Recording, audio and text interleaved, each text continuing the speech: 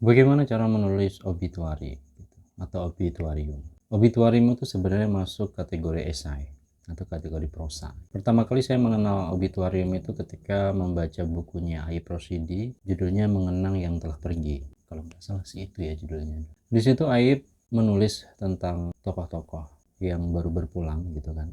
Dan di sini saya belajar bahwa ternyata obituarium punya ciri khas. Selain Ayub, sebenarnya penulis obituarium itu sangat banyak ya. Hampir semua penulis itu membuat suatu tulisan obituarium, meskipun tidak selalu ya. Biasanya mereka menulis suatu sosok yang memang mereka sangat kenal gitu. Di antara yang paling banyak ya adalah Pak Rosyan Anwar.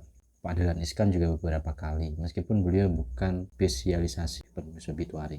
Obituarium itu memotret kisah hidup seseorang, tapi dari aspek peran sosial atau peran dia, dampak dia kepada penulisnya, atau hubungan-hubungan personal dia dengan penulisnya. Jadi penulis itu memang punya hubungan personal ketika menulis seseorang yang baru meninggal. Obituarium tidak berusaha untuk meratapi kepergian, tapi sebenarnya justru merayakan kehidupan. Bahwa beliau selama hidup itu punya peran-peran positif, punya keteladanan, punya dedikasi yang bisa kita contoh. Jadi obituarium itu terbatas pada itu. Karena obituarium itu kalau menurut saya ini ibarat persaksian kita kebaikan seseorang selama dia hidup gitu kan.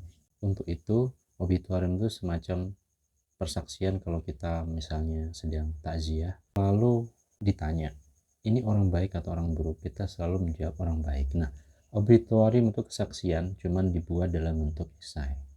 Jadi itu, jadi nanti menulis obituarium usahakan satu punya kedekatan personal, tidak harus deket banget, dan kedekatan itu juga tidak selalu harus akrab sekali. Kadang itu satu atau dua momen khusus yang itu membekas dalam pikiran kita bisa kita buat obituarium. Dan yang kedua tentu fokus pada peran-peran beliau selama hidup yang bisa menjadi tauladan atau contoh. Karena itulah fungsi dari obituarium, mengenang hidup seseorang yang telah meninggal.